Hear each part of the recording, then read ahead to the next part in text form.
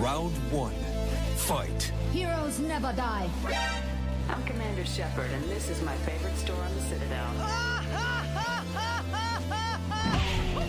I used to be an adventurer like you. Then I took an arrow in the knee. Power, sex, power. They both come down to one thing. Hungry gamers. Hello, and welcome, boys and girls, to the 229th episode of the Hungry Gamers podcast. We are powered by 8bit.net, Audio Technica, and Manscaped. And I'm your extremely humble host, Brendan White. You can find me just about everywhere at Brendan 8bit. And joining me today, my podcast ride or die, the cheeseburger spring roll to my prawn toast with some of that sweet and sour dipping sauce. You can find her on them socials at Miss Allie Hart. What's going on, Miss Allie Hart? Welcome to THG 229. Very greasy conversational morning when it comes to like greasy foods, and really, really hungry. Me too. Like it's 8:45 in the morning here on Saturday, the 20th of Feb, and I'm already thinking about my leftover Chinese that I'm going to reheat for lunch today. I'm keen as a bean. Reheated Chinese is like as good, or maybe sometimes slightly better than the night of. Sometimes I think that there's like certain foods that I can 100% no issue eat the next morning. Foods like pizza. Mm-hmm. I could eat that any time of day, reheated, whatever. Oh yeah. Chinese food, first thing in the morning. No, I don't think I could. Yeah, but if it was a good bowl of fried rice reheated with no peas in it, I reckon you'd entertain that in the morning. If I was like hung over as shit and there was nothing else to eat, then yeah. Yeah, I would, but I just don't think I would exclusively eat that first thing in the morning. Yeah, no, I'm a sucker for Chinese food, and for anyone that's listening to THG 229 right now, head on over to ko-fi.com/we are 8bit, so ko-fi.com/we are 8bit, and you can get exclusive access this week to Is This Thing On number 6, which stars myself and Miss Hart here. And we are talking about Chinese food and among other things. So get that in your ear holes for as low as $5 a month. Make sure you eat before listening to it, because it will make you hungry. Yeah. It's we just love talking about food. It's just an easy thing to talk about. We should start a podcast where we have like something about hunger in the title. You'd think so. Let's brainstorm that offline. Because I think there's good potential there. I think people could really use a podcast in that vein. So we'll get the butcher's paper out and the markers and start strategizing. Put it on the whiteboard. Put it on the whiteboard. Even get some of that red string, and we'll like start like conspiracy theory, dot connecting it to things just for added like dramatic effect. Charlie Day gif. Oh wait, you don't watch Always Sunny, do you? Nah. Always Average. My God, after that first season, I'm gonna go back. I will go back eventually, but like, I've was burnt in that first season. I'm like, you know what? I can waste my time on marginally better shows than this right now, and I know it gets good. Considering how much TV you watch and how many series you burn through, like. To be fair, though, like Always Sunny is a commitment, but it's not like a consistent story where you're going to miss out. So I feel like you have the time to maybe give it, a go. Like, don't get me wrong. All of us Always Sunny fans would agree with you that the first 1, 2, maybe seasons are a little rough, but it just gets better. Yeah, like, way better. I think the tough part is because with shows, I like to watch every episode, even if maybe it does start a bit crappy. So I want to try and persist through that first season just so I can get the full experience, even though that first season so far sucks. But I'll go back. I have been, not going to deep dive on it, but I started watching Superstore on Netflix now here in Australia. How good is that show? I'm so late to the party on that show, and it is phenomenal. It's a great little comedy. It's really good. It is a hidden gem. Yeah. Like, I became familiar with it because my husband watched it, but also one of the characters, I've forgotten his name. He's in the wheelchair. Oh, yes. Yeah, Garrett in the show. Yeah, he usually appears in Rooster Teeth content. So that's how I knew who he was. Oh, really? So, there you go. Yeah. Yeah, but no, it's a great little 20, 30-minute syndicated comedy about just the daily goings-on in like a Costco equivalent, I guess you could say, like a Superstore or a Walmart. It's more Walmart. Yeah, It's definitely meant to be more Walmarty, yeah. Yeah. Like more like Walmart. So I think anyone that's worked in retail, you probably can kind of like empathize with it a bit. Yeah, but no, super funny. Great assortment of characters, and the cast is really well done, and it's just good, easy listen. That's been like my background show while I've been doing other things. I've had that going on in the background, and the laughs have been flowing. Yeah. Flowing. I mean, we picked up, we've started watching Portlandia, which is just like a really weird, like kind of sketch show done by Fred Armiston, who like, it's just about like the quirky people of Portland and them kind of making a bit of a joke and sensationalizing it a bit. And it's so quirky. It's mild Tim and Eric-ish. Okay. So it's been pretty good. We've really been enjoying it. So I think just what's to no surprise of anybody out there in the world that has any of these streaming services, there's far too much content to try and consume. There's far too many TV shows and movies and everything else, and it's daunting trying to stay on top of some of this stuff. But there's something out there for everybody at least, which is great. that's true. I'm not really going to deep dive on any of the games I've been playing. I've sort of gone a little, I don't know if nostalgic's the right word, but I'm playing a lot of online games that have been around for a while now. So still been dabbling in LOL. Had some games with NATO and Kaz and Co during the week. And happy birthday to NATO for this past week, by the way. Our LOL daddy turned, I can't remember how old he turned. He's somewhere in his 30s. He's younger than me. I'm going to say He's he turned younger 33. than me, but I think only by a few months. The only problem is that I don't remember how old I am. You don't remember how old you are? I'm 30-something. I think he must be 33, I think. Yeah, I'm going to say he turned 33, maybe 34. I know he's probably listening to this going, I'm 34 or something, you know, with his animated expressions. But no, happy birthday, you little legend. And yeah, played a bit more LOL. Played a lot of Apex Legends. That's been my my burner of a nighttime when I've just got nothing to do, when I feel like just playing something that I don't have to think about too heavily. So just, maybe 10 games here or there of an evening. Wish I could say the same. I was about to say, you have not had the same level of success with Apex, that's for sure. Talk about bitten by like unlucky bug.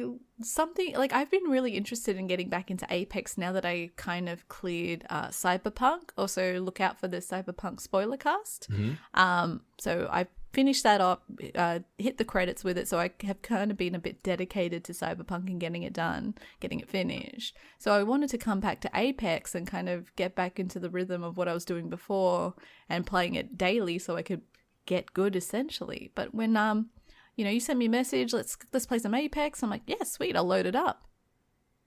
Won't let me in. I'm like, that's weird. Uninstalled it, reinstalled it, won't let me in. Repaired files, won't let me in. Installed it on Steam, still won't let me in. To only find out that EA has got issues where only certain accounts on all platforms can't get access to the game due to the new update. And That's I'm one of those insane. lucky fools. Yeah, you drew one of them short straws. Yeah, it sucks.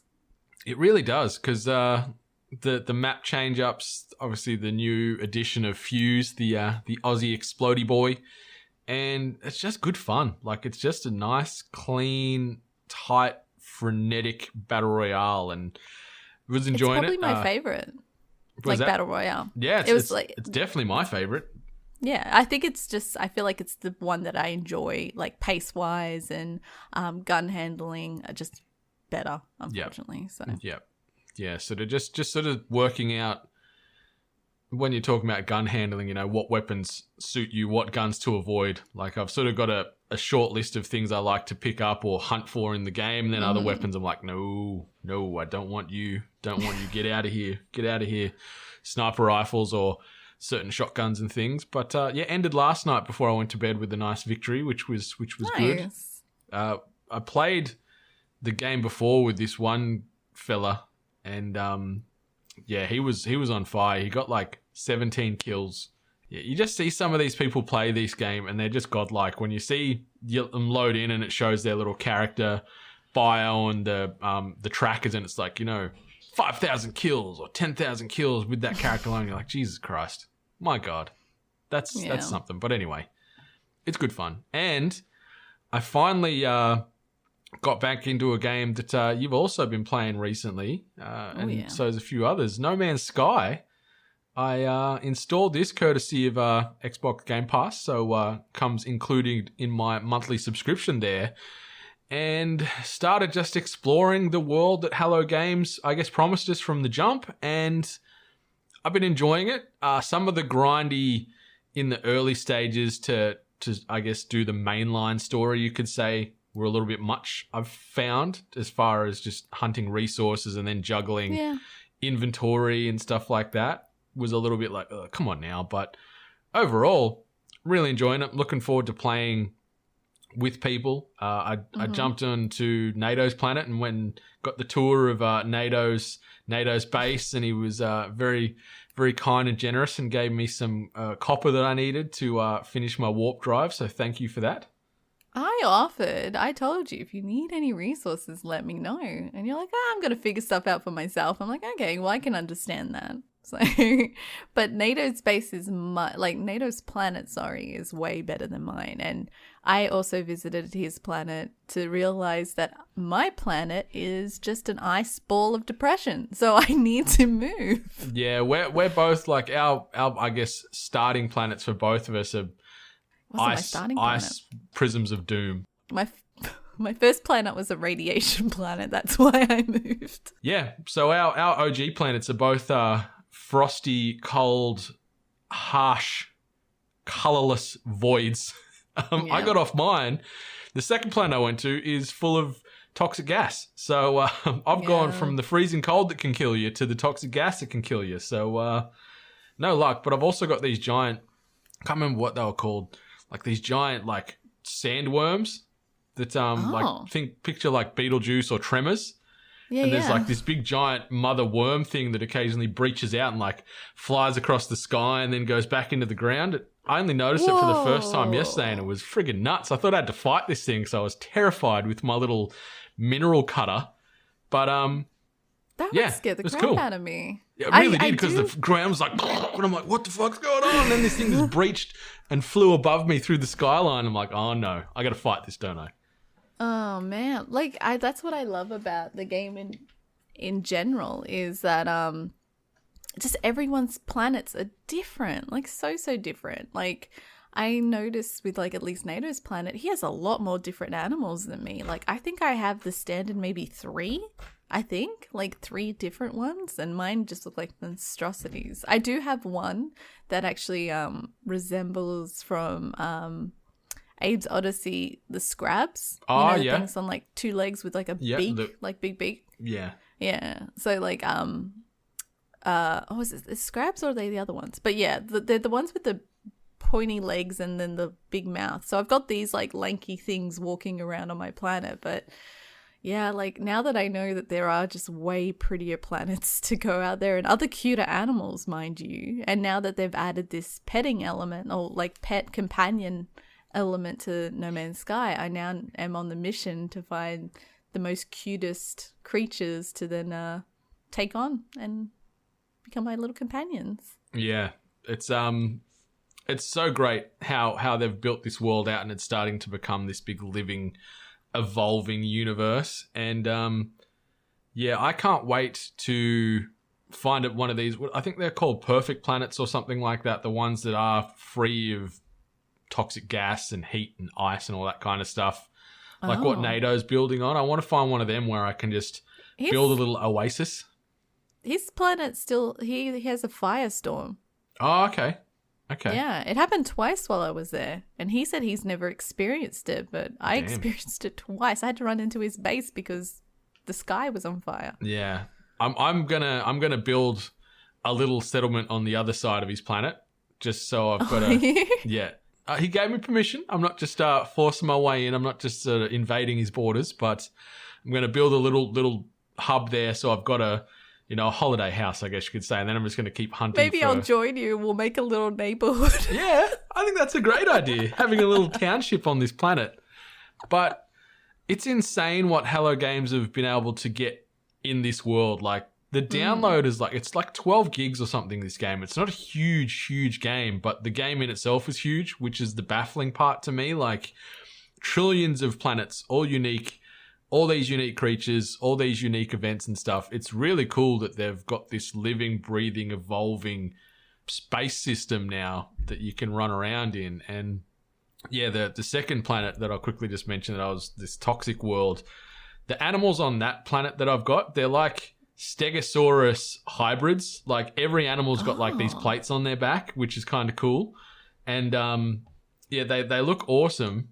But there's like cat Stegosaurus hybrids running around, so I'm like, they're kind of cool, and I want to pet and have one of them as a companion. But yeah, the planet, the air's too savage at the moment, so I'm just going to keep looking for my little patch of paradise out there. But I'm really enjoying it. Like, I know I poo-pooed it at the jump and was like, no, I'm not going back. But I went back this week. I'm like, you know what? I should have probably went back a little bit earlier, because I'm really enjoying just getting lost out there. It's been a full credit to Hello Games, because you can't I've said this previously, but the game now feels like what we were initially promised all those years ago when they released it.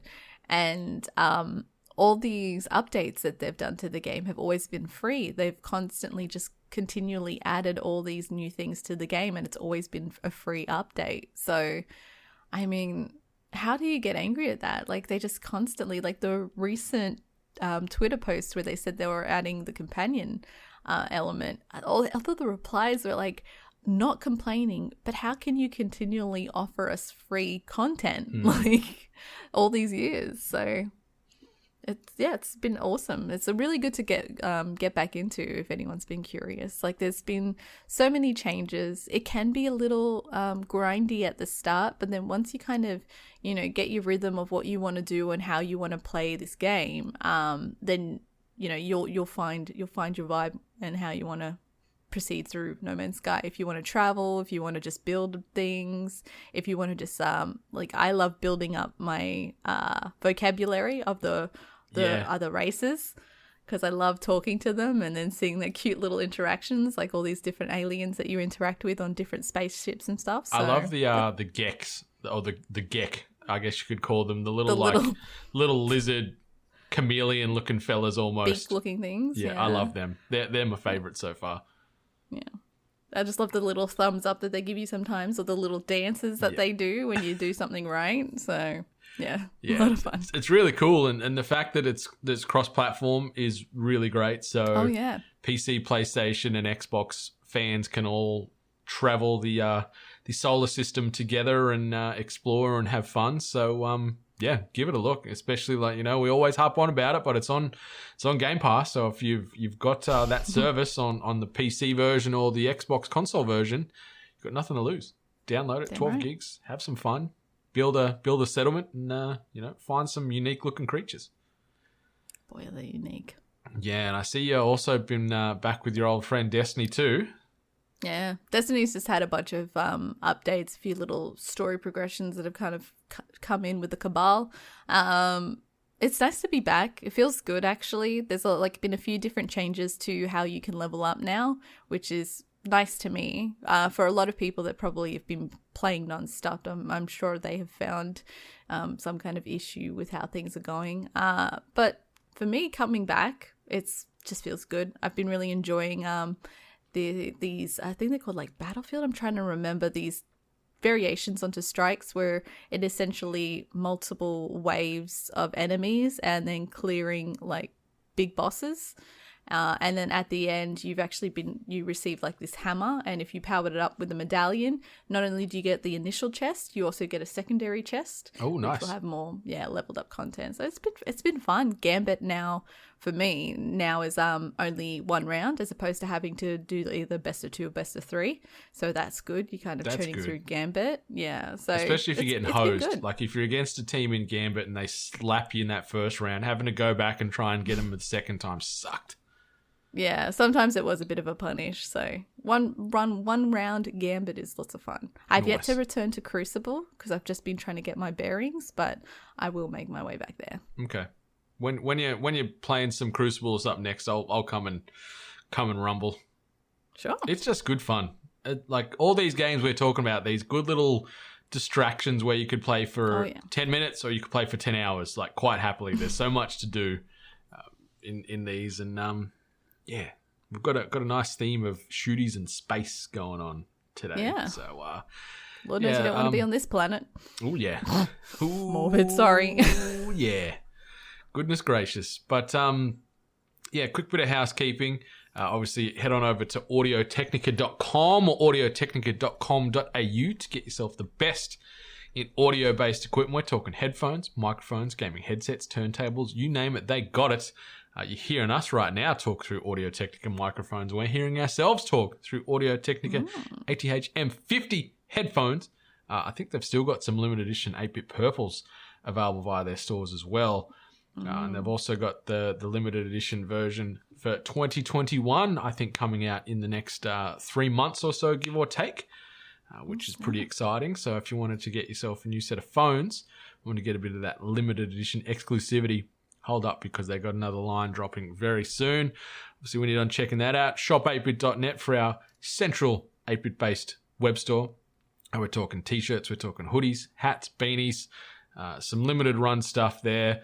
Some more unique sort of, I guess you could say, streetwear style merch as opposed to just the more gamer-centric apparel. So if you wanted to get some clothes that you could wear in the club, you could wear it on the street, you could wear it in bed, you could wear this stuff anywhere. You can get in anywhere in this 8-bit thread. So grab some of that on your person.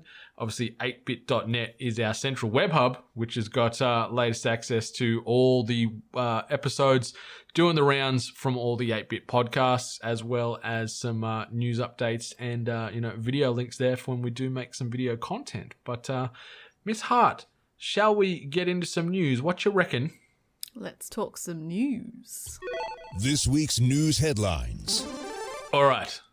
And the first bit of news, I've sort of grabbed it from the Nintendo Direct event, just chucked it as a standalone just because of the follow-on. And it's Ultimate Knockout may or may not be part of Ultimate Game Pass. Arriving sometime in the Australian winter/global summer, Mediatonic smash hit Fall Guys will be arriving not only on the Nintendo Switch, as confirmed earlier this week on their most recent Nintendo Direct, but also the Xbox Series S/X. There is no word yet if it is dropping on Game Pass or if crossplay is available. But this is a pretty big get. I don't know the sort of concurrent numbers and the hype behind this game anymore from when it first, blew up those months ago. But I think it's still a good pickup, and I could see this being included in Game Pass. I think selling this as a standalone isn't really going to work too well because the player base is already established on these other consoles. But it's cool to see this thing drop not only on the Xbox but on the old portable Nintendo Switch. Yeah, I'd be very curious to see how it plays on the Nintendo Switch, especially if a good majority, especially actually with the release of the portable-only Nintendo Switch device, just seeing it on such a tiny screen, considering how frantic the gameplay can be, also with multiple characters on the screen. So I'd be very curious to see how that plays out. I'm sure a lot of Xbox fans are finally happy to finally have Fall Guys on their Xbox devices now, because I don't know how many times you would see a Fall Guys post and then cascade of comments of everyone, put it on Microsoft, put it on Xbox, put it on Xbox. So there you go. Make sure you buy it. Yeah, that's it. You pissed and moaned about it not being on the platform, and now it's there. Yeah, throw your support behind it. If the game's included sort of free of charge with games with gold or Game Pass, get a copy of it. And yeah, if it's included in that way, buy a skin or something, buy some crowns or some currency to get something. So at least that way, Mediatonic are still getting some cash out of it. No doubt this is a hefty deal that they've come to with Microsoft anyway to get that onto the platform, and Nintendo. No doubt there's some good contractual financial obligations there, but it's cool that it's dropping on these. I think the crossplay is inevitable, though. I think it's got it right. It's on everything now. I think that's going to be the next announcement for this game. It would have to be. I could only imagine that it might be like the tiniest bit tricky. That what they might be doing is they might be actually reserving that for when numbers really die down. If the lobbies are still full and they're still maintaining like full lobbies for each individual console, then they don't really need it. But when the game really starts dying out and they're finding it hard to fill lobbies, then they'll probably really start working and releasing crossplay. Yeah, that's true. That's a smart way to build that player base back up when it does start to subside. So we'll see. But yeah, it'll be out somewhere within the next 6 months or so, give or take, for Switch and Xbox. So that's cool. The next bit of news, the Mortal Kombat movie trailer has dropped, and at the very least, it's fine. It's fine. Yeah, so feedback we got from chucking this out on a Twitter poll where we just asked what the members of the 8-Bit Nation thought, and the options were excellent, pretty good, pretty average, and it sucked. And the winner with 60% of the vote was pretty good, excellent with 35%, it sucked with 5%, and pretty average with 0%. I voted for pretty good, to be honest. Like, I didn't think it was as perfect as it could be, but I thought, you know what, this looks all right. I'm keen to give this a look, and it looked gory. There was a lot of fatalities. They threw a lot of characters at you really quickly in some of the little cutaways with this trailer, and I'm keen for this to drop in April. What about you? Yeah, like you said, there was examples of gore. I was actually quite shocked what they let in on the trailer. They actually showed the element of when Jax lost his arms. Yeah. Sub-Zero froze them suckers to bits and ripped them off. You got to watch out, though, because a lot of people combed through that trailer to find stuff. I found out that, like, there was Cabal in it. Yeah, he's your boy, right? He's one of my main characters that I chose, and just seeing a snippet of him, I can't make a passing judgment because it is literally a snippet. But I was like, oh, I'm not sure how he looks. There's been a lot of anger on how certain characters look. We had a few shots of Melina. I thought she looked good. I thought she looked fine. A lot of people are pissy because you don't see her token like teeth, her really gnarly beast-like teeth on the side. But a lot of people have pointed out there is some discoloration that looks like scarring along her mouth line. So people are assuming that that's when you will see it. I reckon Sub-Zero and Scorpion look great. Oh, yeah. I think they look phenomenal. Really, really good. There are elements of CG that were questionable. Kano's eye laser looked terrible. Yeah, it really did. and Kano, like, I feel bad because this is our Aussie actor. This is our Australian representation. He just looks like a lanky bastard. I remember Kano in the games, like, kind of being like your average gym guy, like, you know, a little bit of muscle on him, a little bit of meat on him. But unfortunately, the Kano we're seeing in the trailer, he's looking very lean. Yeah, it's like Josh Lawson, who's playing Kano. Crazy that we're sort of going full circle because he's the pharmacist in Superstore. But I think he'll do well. And ending with the Aussie throwaway line where he's, you know, done the fatality and he's got whoever the combatant is that he's fought, he's got his heart in his hand, you know, and then he throws his little Aussie slang at it. Like, I thought it was a nice little cherry on top of the trailer. Like, I know you and I sort of spoke offline. It was like, oh no, they've dialed up the Australianisms to 1,000 again. But knowing that he is an Australian actor makes me feel a little bit better because it's not someone trying to force the accent and overdo it. That is true. And I am trying to sell it to me like that. But like I think in a previous podcast, I kind of mentioned that I liked how Kano kind of was in the first movie that no one really takes seriously anyway, even though I think, he was a Brit, I think. Yeah. Yeah, he was an Englishman, and he didn't even, never used no eye laser, didn't do his crazy cannonball thing. He just got his ass wizarded to him by Sonya and then got his neck broken. Yeah, ate a chicken leg and he was good. I don't know. Like this trailer's, like we've said, is fine. I'm not going to diss it. I'm not going to overhype it. I'm questioning the story. I'm still a bit skeptical on what's the story that's kind of going on in the background. We have that character that's been added to the universe now, whether he's going to be classified as canon or not. Cole Young, the MMA fighter. Like, I wonder if he's going to be in the next DLC pack for the game. Like, it'd make too much sense for them to put him in, right? Like, he's got to pop in because it'd be a nice little crossover from game and film, and they're making these horror movie characters work and pop in somehow. So just toss old Cole Young, the MMA superstar, in, and there's your next DLC combat pack.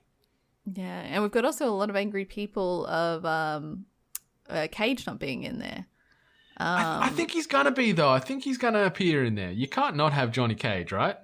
There's this part where you see, oh my God, his name escapes me. Forearms. Goro. Oh, Goro. You see him jumping in the air, and he's like, he looks like he's about to attack someone, and the person, you can't really tell who it is from the back. Well, I couldn't. So I'm just like wondering if like they'll be mad if Cage is just some throwaway death. Yeah. You know. Yeah, I wonder.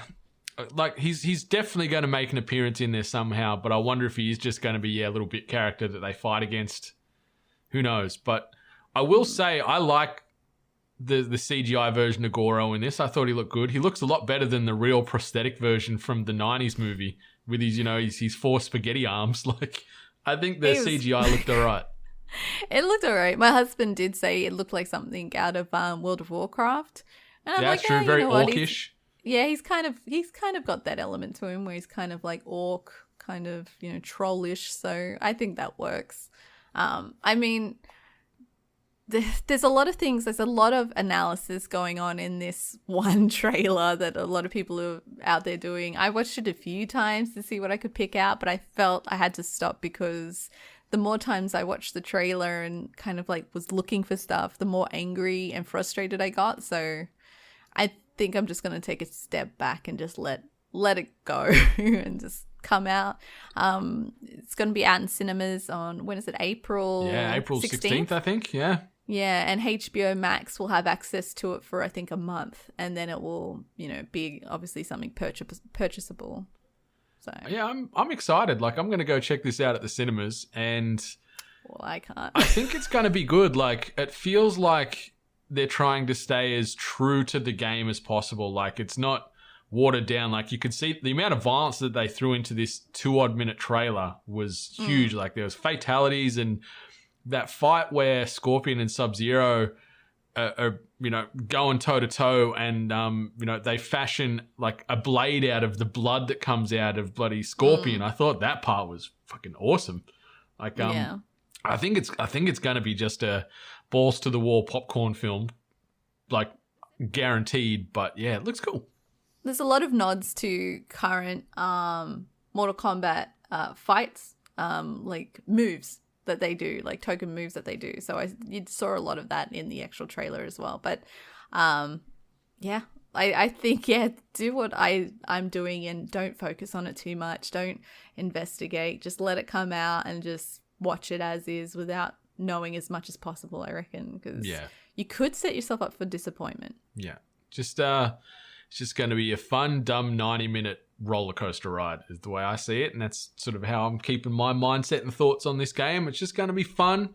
It's going to be more than fine, I think. I think it's going to be one of the better video game adaptations doing the rounds, even if old Cole Young, the MMA superstar, has no world, like no rights existing in this universe. They need to, I guess, make it their own a little bit. So yeah.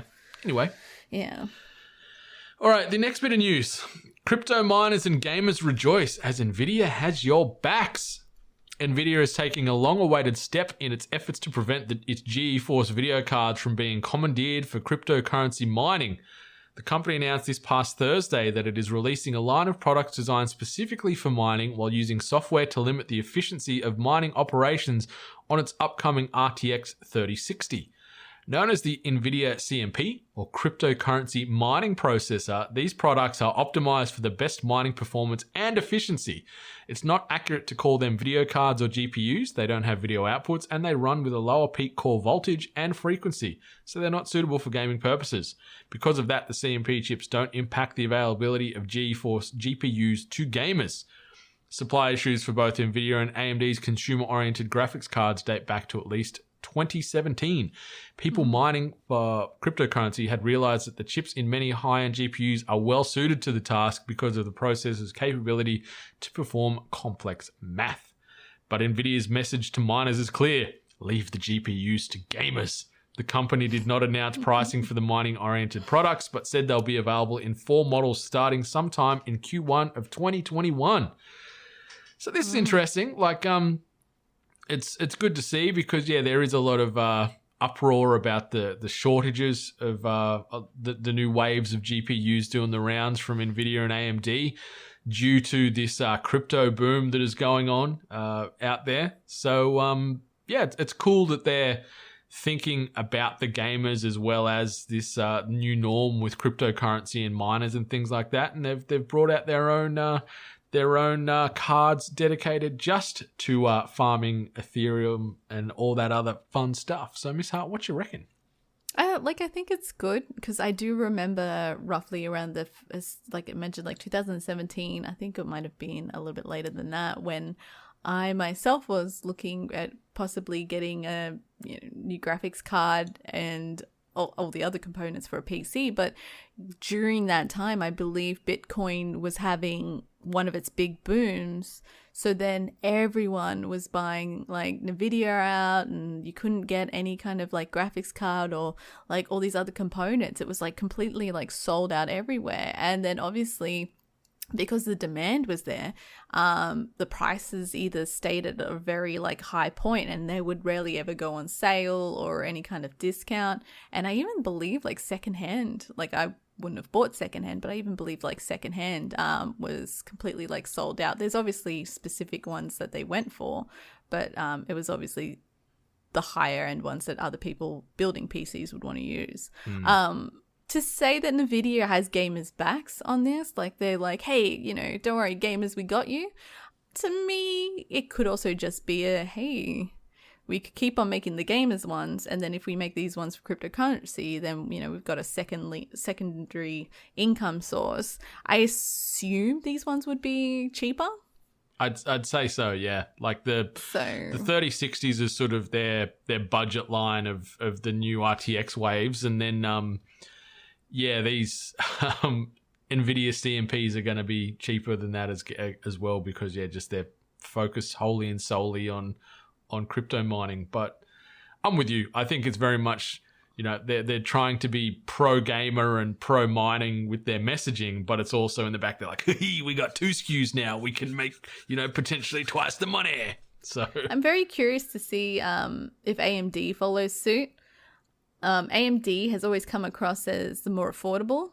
So if they're obviously currently going through a sell-through as well. But be interesting to see if this is just going to become a norm, especially with the popularity of cryptocurrency. So 100%. I just had a look at my wallet. It's nice. It's on the upswing. I need to maybe buy some CMP cards and start a little farm here in the office. I'll have a little rig going over there, just farming away, trying to make me some crypto. All right, the next bit of news, and I think it's no surprise to anybody, but the world is still very much horny for Vikings. And yes, that is right. We're talking about a new Viking-themed survival game developed by Irongate AB. And it's the latest indie gem to come out of nowhere and take the gaming world by storm. Obviously, the game we're talking about is Valheim.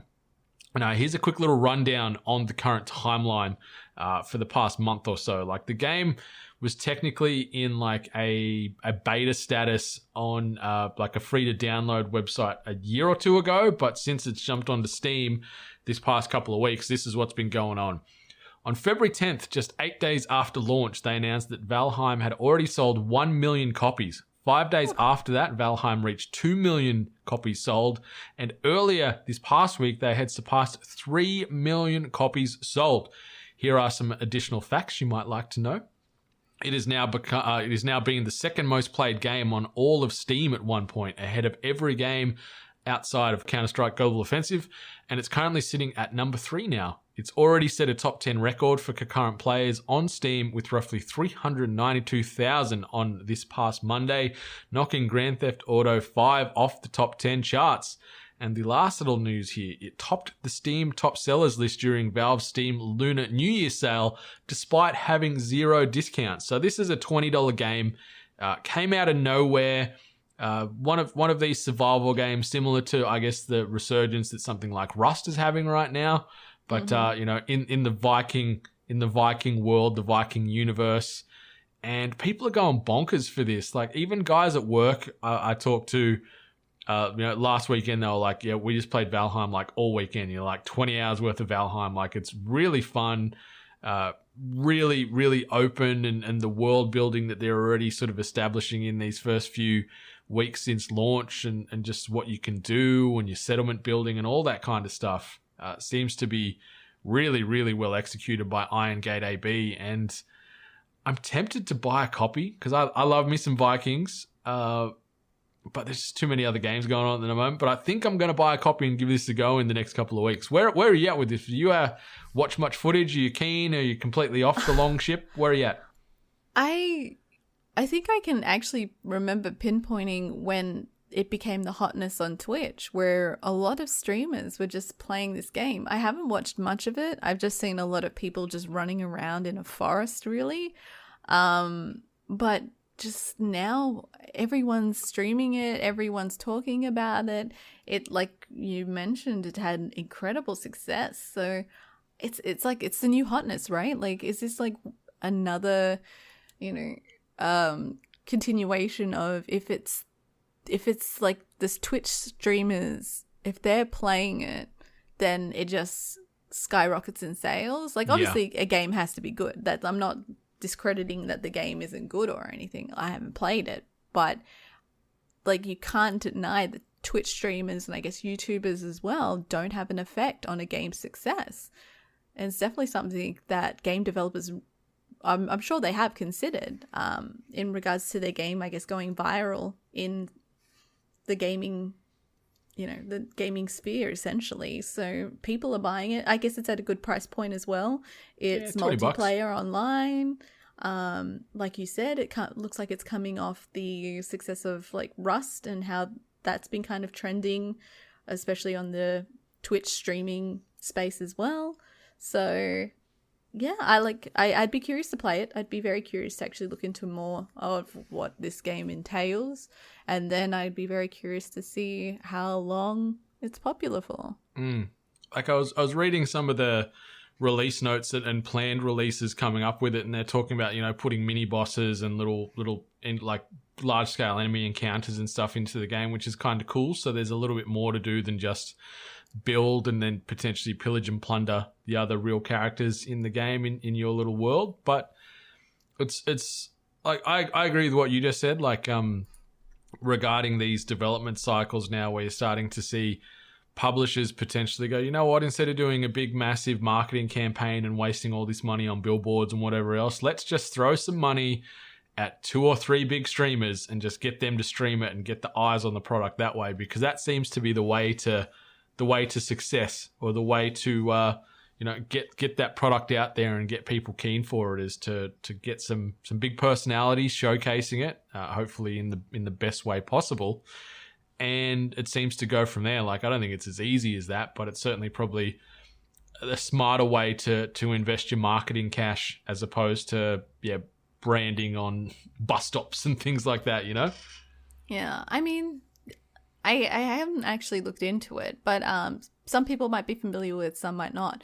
In Twitch, with certain streamers, I'm not sure if it's just partnered streamers or if it's affiliates or whatever, but they actually have something that I believe is called bounties, where a streamer can get offered a certain amount of money if they play a certain game or watch a certain video or something in relation to a specific game. And if they put the hours into that title and stream it, then they can get like a nice little payout. So I'm very curious to see if maybe a title like this involved itself on one of those kind of Twitch bounty things, and that's why we saw a good chunk of people playing it because, yeah.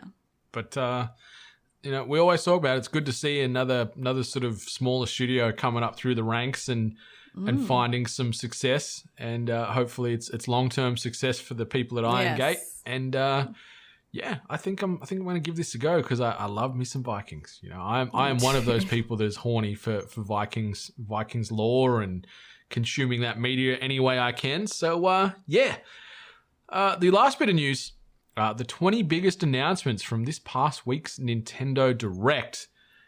Miss Hart, I sort of watched and / read the Clef Notes. I didn't watch the whole 50-minute or so Direct that occurred the last couple of days, but some big ones. Maybe do you want me to just rattle off the headlines of these 20, and we can jump in and dive deeper on some of the ones when see fit? Yeah, let's do that. All right, the first one here, Splatoon 3 inks its way onto the Nintendo Switch in 2022. Hell yeah. Yeah, not much is known about the game aside from a new desert locale, but the game appears to feature the same paint shooting action from previous entries. I'm excited. I was actually pretty happy. They actually ended the Nintendo Direct with this. Full disclosure, I did watch the Nintendo Direct live, and for the most part found it pretty lackluster for me personally. Okay. So I was actually really happy when they ended it with Splatoon 3. I really enjoyed Splatoon. I think it's a lot of fun as a multiplayer. So the fact that they've announced that they're going to be releasing it 2022, sad. Kind of wish it was this year, but beggars can't be choosers. So yeah, it's been some time since they had to shut the doors on the servers. So yeah, I'm looking forward to that one. Yeah, it looks cool. Like, I enjoyed playing Splatoon 2 a little bit here and there on the Switch a few years ago, but yeah, it looks fun. Looks more of the same for me. So yeah, it's exciting. The next headline: The Legend of Zelda: Skyward Sword HD slashes onto Nintendo Switch this coming July the 16th. So obviously this is a re-release of the 2011 Wii exclusive. The game will also launch alongside a new pair of Zelda-themed Joy-Cons because, of course, they need to try and maximize the cash they bleed out of this franchise. Nintendo also said it would share more information about the sequel to The Legend of Zelda Breath of the Wild later this year. A lot of fans were quite disappointed because as the Nintendo Direct went on, they were waiting for at least this announcement. And when he appeared, everyone thought that they were getting something, and he literally just said, like, sorry, we don't have any information for you right now. So check back later. Gave the Breath of the Wild fans some nice blue balls and just said, here's Skyward Sword HD. That's it. Enjoy. That's it. The next announcement, Mario Golf Super Rush is the latest installment in the Mario Golf series, and it arrives this coming June 25th.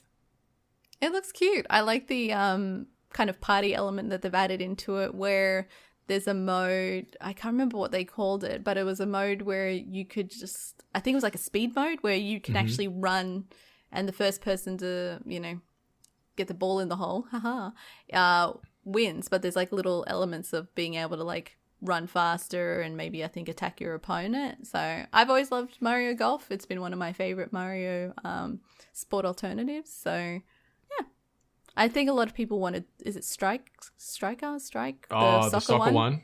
Nah, Yeah, I'd take golf over the soccer one for sure. Like, I'm with you. Like, I'm a shithouse golfer in real life. Putt, maybe I'm all right. But yeah, Mario Golf was always a fun little title to pick up.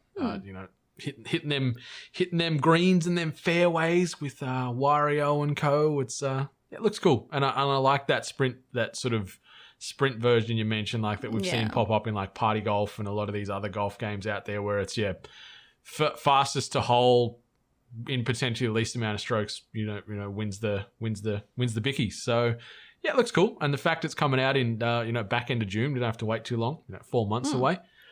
The next one, first look at the Super Mario themed items coming to Animal Crossing New Horizons. So I thought this was cute. The fact that you've got a warp pipe that you can put in on your island, so you can get from maybe the farthest point in the bottom to the highest point at the top in just one little pipe usage is pretty cool. Yeah, I thought that was actually really good because when they first announced this and they were going through, it sort of looked like, yeah, I get it. You'll get some costumes, some items, and the items are really cute. But having that actual interactive like travel element is actually pretty cool. I don't know if I'd use it because I have a certain aesthetic to my island, so Mario items would probably stand out, but I'm not going to turn down a Wario outfit. So Yeah, like that's what I was thinking when I saw it too. I'm like, usually most islands have got a certain style to them, and now just putting your bloody big swamp bloody blocks in there and stuff like that Some might Mario throw that look out a coins. little bit. Yeah. But that's dropping officially on March the 1st, but there's also a free update that is arriving this coming February the 25th. So, Animal Crossing New Horizons fans, get keen for that. Pyra and Mithra from Xenoblade Chronicles are joining the Super Smash Bros. Ultimate roster beginning in early March. So, the pair will count as a single character, making them both the 4th DLC character available in the second Fighters Pass for Smash Bros. Ultimate. Cool. That's fine. Dante fans still mad. All right, next one. Hyrule Warriors Age of Calamity is getting an expansion pass. That's fine. Cool. Indie darling Outer Wilds is coming to the Switch. That's cool. That's a game that obviously got a lot of love and a lot of praise in a lot of the end of year awards and things like that over the last couple of years. And I think it'd find a good home on the Nintendo Switch. That's for sure. Yeah. Famicom Detective Club is coming to North America on May the 14th. It's 2 old school murder mystery games are getting the remake treatment for the Switch and will be localized in English. The 2 detective games originally released on the Famicom disk system in the late 80s and tasked players with solving mysteries. Both games will receive modern graphics, gameplay, and voice acting, yet retain the same mysteries that were found in the originals. I mean, I love me a detective game, so I might be keen on this one. Yeah. I'm assuming they'll be priced at a pretty decent price point. You probably get the 2 games in one for $20 or something. So Yeah. Famicom Detective Club, just a great little name. No More Heroes 3 will launch on August the 27th. Obviously, that's some good news. That's exciting for Switch fans. There's a certain fan base for No More Heroes. Like, I never played a No More Heroes game, but there's definitely a very niche fan base that really enjoys the content. So yeah, very loyal fans to that franchise. And you don't have to wait too long. August 27th. So 6 months or so. You got a title dropping on the Switch. Monster Hunter Rise launches March the 26th. And of the latest trailer that dropped at the Nintendo Direct, it focused on some new story details as well as some of the monsters you will encounter in the game. There's also a Monster Hunter themed Nintendo Switch, which will release the same day as the console. Of course it will, because Nintendo and their exclusive skinned items are just money earners. So Monster Hunter Rise on the Switch, cool. Not for me. I'm not going to pick it up. I like Monster Hunter, but I don't want to go back and play it on the Switch. No, I've never played. I will give it a chance one day, but I got too many other things to play. Not today. Not today. Stubbs the Zombie is getting a remaster for modern consoles. Stubbs the Zombie in Rebel Without a Pulse. It's a third-person action-adventure game where players take control of a zombie and devour brains and wreak havoc in a city. Aspire Media, who previously remastered Star Wars Episode 1 Racer, is developing the game. This looked really bad. I'm really just going does. to say, like, graphically, I know it says it's remastered, but for the most part, it's still kind of like, I guess, a little bit off-putting. Like, kind of like what I mentioned with Star Wars Racers on the Switch. Like, I thought that it was going to get some kind of graphical push or, like, kind of, I don't know, like maybe some kind of like remaster in the sense that they were going to polish it a little bit, but no, it just looked like the same old kind of game. So I guess that's what's happening here with Stubbs the Zombie too. It's same look. I'm certainly not reaching for my wallet to pick up a copy of the Stubbs the Zombie Rebel Without a Pulse when it drops on Good the name, Switch and though. stuff. Yeah, great. I like that name. Yeah, great name. Great name. Neon White is a first-person action platform developed by the creator of Donut County. And so that's Ben Esposito highlighting his new project. It will task players with killing demons in heaven. Based on the art style and first trailer, the game is a far cry from Esposito's previous work. Yeah, this game actually did catch my attention. Now, I liked Donut County. It was a very cute game. But this game looks really cool. The idea of being, I think it's like assassins in heaven that have to kill demons, like they have to protect heaven.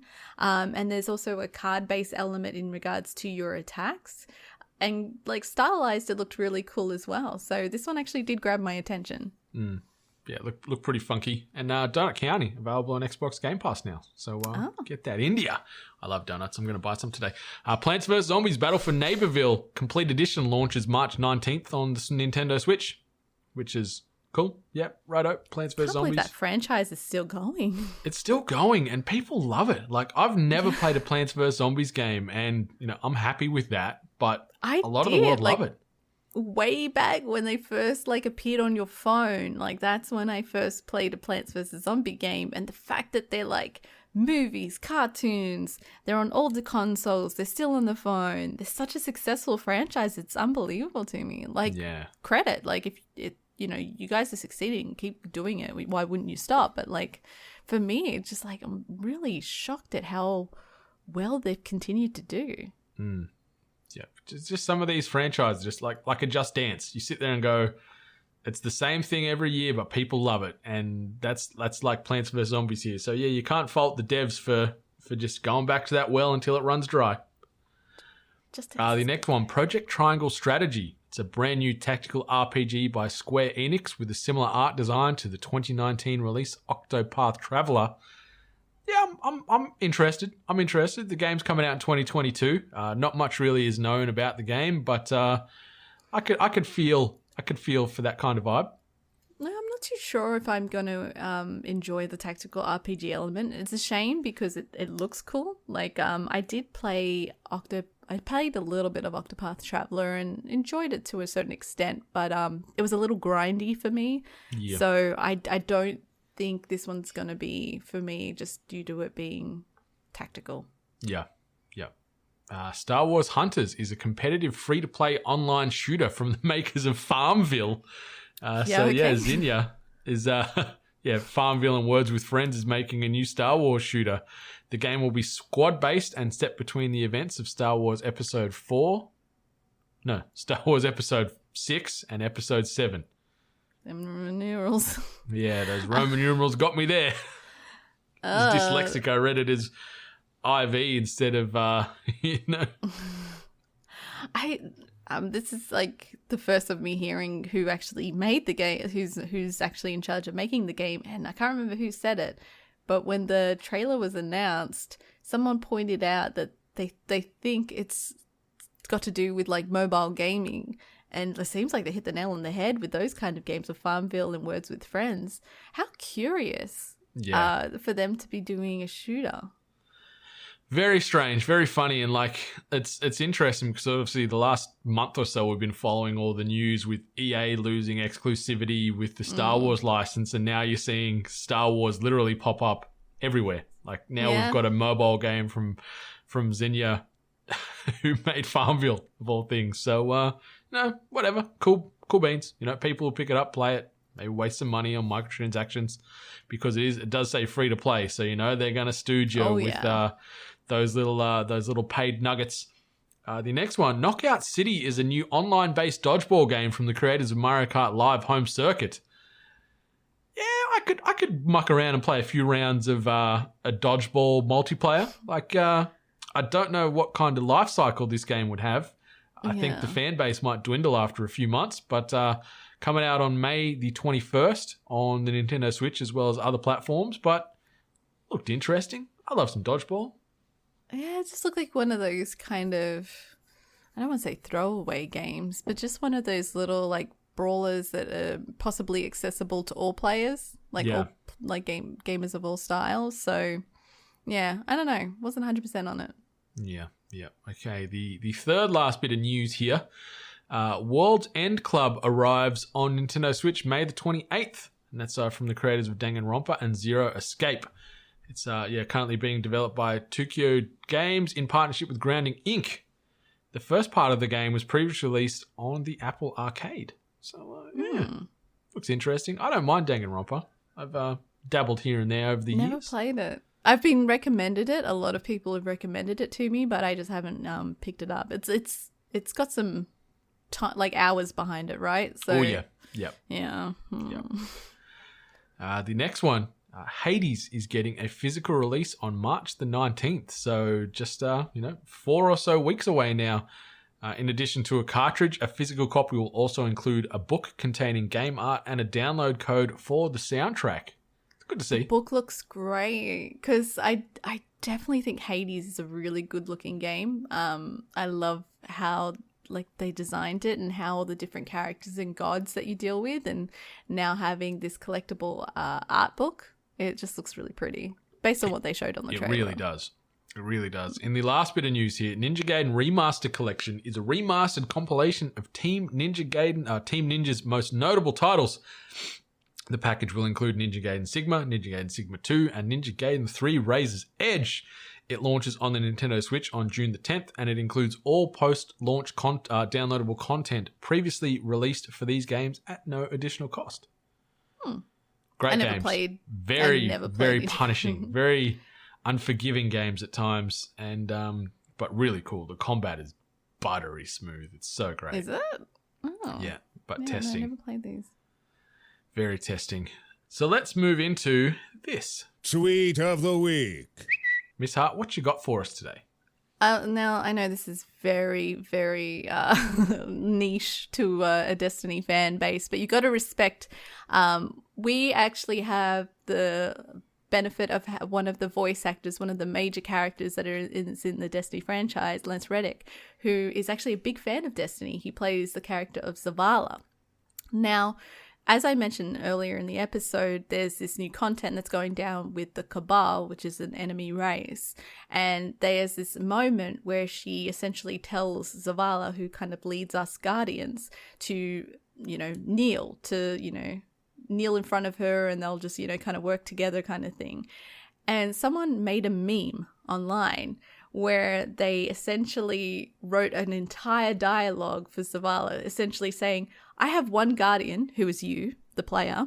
I have one guardian who kills your people for fun to make guns, have wiped out a race, and it's this whole dialogue. So look for it online because it's obviously something you've got to watch. But the fact that Lance himself, as the voice actor of Zavala, he took the meme and he recited it word for word. And the fan base went wild. Think about it as I apologize, I forget who the voice actor is for Snake, but someone wrote a dialogue or a meme about he can't sneak around because of his ass cheeks clapping is too loud. So it's in the same vein as that. So I think as a fan base, as gamers, I think we're very lucky that we have access to these very particular voice actors out there who actually, you get to interact, you get to have that element, you get to have them be in on the joke, essentially. Yeah. And we also get to communicate with them, and seeing them being fans of the content that they create as well is also pretty special too. So I'm not too sure what Lance's full Twitter handle is, but I'm sure you can find it online on a lot of the Destiny forums, and it's probably been retweeted a bunch of times. Yeah. So. Why don't we drop the audio in right here? We'll drop it in, and you can hear Lance with all his hotness right now. For those of you who are Destiny fans, even though the writing is on the screen is backwards, I apologize for that, but it says, I propose an alliance. Bow. So, Mechanize on Twitter at XMechanizeX posted this and then asked me to read the response below as Zavala. So, here goes.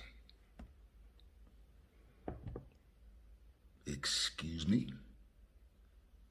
One fucking guardian has been kicking your race's collective asses for 9 years. They kill gods for fun and to turn them into guns for a meme. They genocide entire races for loot. They assassinated your last leader, cleaned out your daddy's ship, while he wrote fan fiction about them and promptly fucked off to let you pick up the pieces. The only reason I didn't bring them here is because they casually began wielding the darkness to clap ass in new ways. All I have to do to make them end you is to tell them you have a fancy new gun, or that Eris can make you into one. So, think about that before you tell us to bow to your sorry ass. Mechanize. Eyes up, Guardian. But I love Lance Reddick. Obviously, yeah, I've got a very up and down relationship with Zavala, being a fellow Titan. Yes. He is always a bit of a punce and just carries on and doesn't do a whole lot, in my opinion, for the Guardians and everyone else out there. But That's the thing. He's one of the most, like, the character he plays, Zavala, is probably one of the most hated characters in the Destiny lore. But we all love Lance, the voice actor, and he himself loves the game. And he loves the fans. He celebrated a certain milestone of followers recently too. yeah, so. he's a great He's a talent. great guy. Like, loved him in Fringe. Loved him. Obviously, he is the voice and the face of Silence. The main antagonist in Horizon Zero Dawn and Horizon Zero Dawn 2, which is cool. And then Zavala. So Lance Reddick crushing the game. The game. All right. The last bit of the pod. New releases and events. And I thought we'd maybe do something different with new releases and events this week and sort of look at it like a Monday through Sunday schedule and talk about Happy things days. that are dropping on those days that could be of note, whether it be 8-bit related content, whether it be a TV show we wanted to highlight, a movie, a game release, things like that. So, yeah, I've only sort of populated, I don't have anything for next Saturday, Sunday at the moment, but like we're talking Australian days. So roll back a day. When I say Monday, push it a day back if we're talking the US or the rest of the world. So obviously this coming Monday, you'd already be listening to The Hungry Gamers because this episode will be out already for you. Mm-hmm. But the 5th episode of American Gods will be dropping on Amazon. Nice. I love that show. 3rd season 3, episode 5, building really, really nicely. And then we're talking Tuesday. Is this thing on number 6, which stars Ali and myself? Will be dropping exclusively over at Ko-fi. Wednesday, early access to the latest 8-bit cast will be dropping over at Ko-fi as well. That's 2-week early access, and that stars Australia's John O'Peck and myself. We're talking music. So we're talking music from our sort of early adulthood and teenage years and things like that. So that's This would be a great listen. I definitely can't wait to hear when this one drops. Heckin' yeah. On the Thursday, the Hungry Game Show episode 14, which was the World of Warcraft themed episode with Panda TV and Matt Stallone from Audio Technica going head to head against one another, drops on the Hungry Gamers RSS feed. So it will be available for everybody this Thursday. And then Friday, the Outriders demo is dropping on the PlayStation 4/5, the Xbox One/Xbox Series S or X, and PC. And so you don't need to have pre-ordered the game to get on the demo. This is just a free download from the Outriders website or from the marketplace on the console.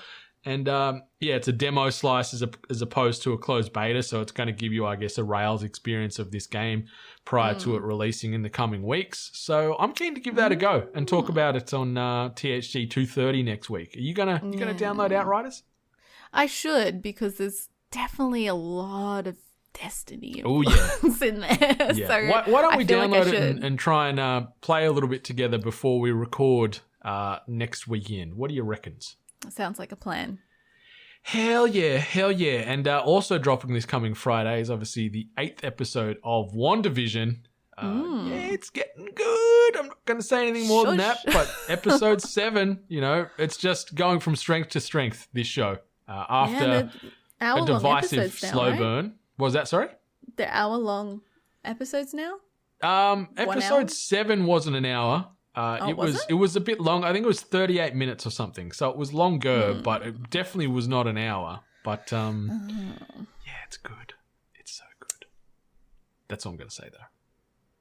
But yeah, outside of that, Miss Hart, anything else you wanted to mention for stuff that's coming out this week? Any movies or games of note that you wanted to highlight, or any events, or yeah, what do you want to say? Or we're pretty good. No, unfortunately, with full disclosure, BlizzCon's going on right now. You're probably wondering why we kind of missed out on that content, but unfortunately the stream kind of lined up with recording time. So I guess any details that come out from BlizzCon, we'll probably talk about next week. So yeah, you can hear about it then. Yeah. There's only so much excitement you can throw behind a new WoW expansion or a remake of Vanilla WoW. But we'll talk about it a little bit next week. But yeah, Miss Hart, this is the end of the road for episode 229. Anything else you want to say before we close this sucker down for another week? I'm almost done with Breaking Bad. I just wanted to say I'm almost done. Yes. Also, I know I already know I'm gonna be disappointed, but Fring is like one of my favorite fucking characters. He's one of the best written characters in television ever. Yeah. Ever. And best acted too. Yeah. Oh, like I've got this whole tangent that I could go on, but I'm not gonna because we're ending. But yeah, great actor, great character. A lot of people called him an asshole, so I just assumed he was, terrible. But no, he's like one of the best characters that I've witnessed in a TV series, and I just keep on cheering for him, even though I know I shouldn't. It's the sign of a good villain when you can sort of get behind them, and old Giancarlo Esposito as Gus crushes it. Like, I'd never heard of him as an actor until Breaking Bad. And obviously, after Breaking Bad... For me, it was Community. Oh, yep, yeah, as Chevy's brother. The Hawthorne game. Yeah. Banger so that was the first time I encountered him, so... Yeah, but no, phenomenal. Connecting the breadcrumbs, the only season of Your Honor has just finished, which is Bryan Cranston's latest show. In Australia, it's on Stan. I don't know what it's getting syndicated on across the rest of the globe. But it does have some Breaking Bad kind of vibes to it. So, Miss Hart, if you wanted to sort of follow Bryan Cranston down another rabbit hole, this is a show you should check out. It's only 10 episodes. It's just wrapped up. It's one and done season, but really cool show. Anyone that's looking for some good, gritty drama with a lot of twists and turns and stuff like that, and just Bryan Cranston just doing Bryan Cranston things, check out Your Honor. Yeah, I'll definitely have to finish Breaking Bad first, because I have that horrible issue where if you watch an actor in one role and then proceed to follow it up with another completely different one, for some reason your brain goes, no, this is the same character. This is further on in their life or something. Yeah, no, he's not Walter. He's Michael in this new season. So yeah, maybe give it a week off once you finish Breaking Bad, so you can sort of disconnect him from that universe and then implant him into the Your Honor world. But no, really cool. He plays a court judge and deals with some pretty crazy stuff. And yeah, that's all I'm going to say. But yeah, give it a look. But yeah, Miss Hart, that's it. What do you reckon? Shall we close up shop? Let's close it up. All right, ATEBIT Nation, thanks for stopping by episode 229. We'll see you next time, but much love. And stay hungry. You've been listening to The Hungry Gamers, one of many gaming and geek culture related podcasts from the 8-Bit Collective over on 8bit.net. Check out more episodes on your podcast service of choice. And while you're there, please be sure to rate and subscribe. Until next time, boys and girls, stay hungry. Speaking of staying hungry, I'm excited for some breakfast. I'm going to do bacon and eggs, and they do this. I've found like this thick-cut Texas toast style bread at my Coles, and it is just heavenly. It's the only bread I buy now, and it's the best. I don't eat breakfast anymore. Maybe have lunch. Breakfast for dinner. Oh. I had bacon and eggs and toast for dinner the other day. Oh, I guess no one can delegate what you can eat at what time. No, don't judge me.